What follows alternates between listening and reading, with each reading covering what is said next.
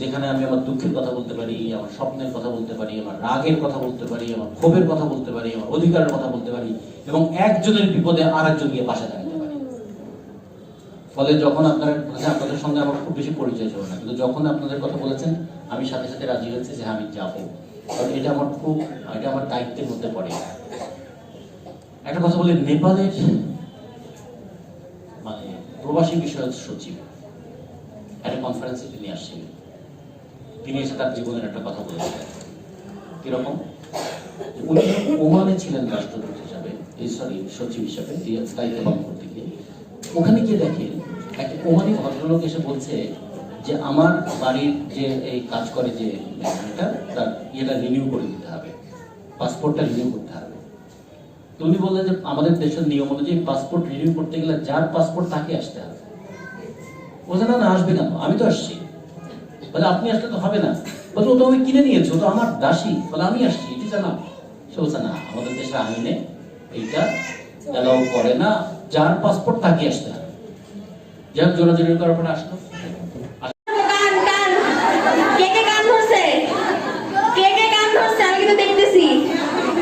ঠিক আছে, আচ্ছা নেক্সট টাইম আপনাদের নেক্সট প্রোগ্রামে আমি আসবো, আর গেম খেলবো।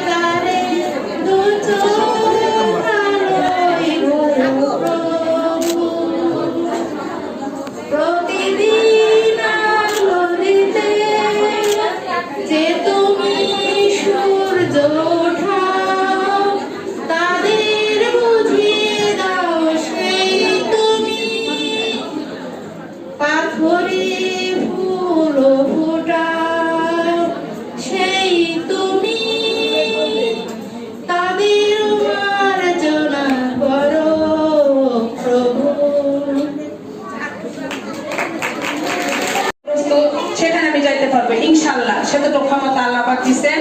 কিন্তু আপনারা ছাড়া আমি কিছুই না, আমি অতি নগণ্য।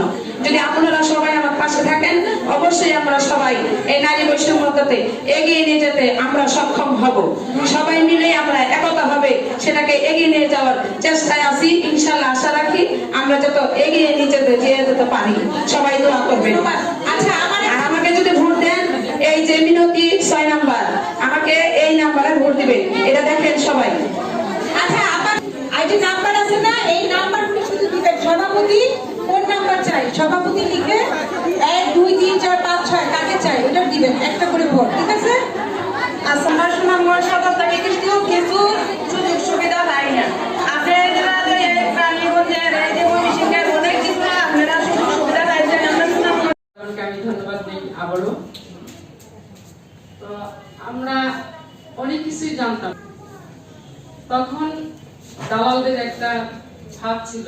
যেমন প্রথমত বলতে হয় যে বিদেশ ফাঁকির মধ্যে কিন্তু আমরা সবাই ধরা।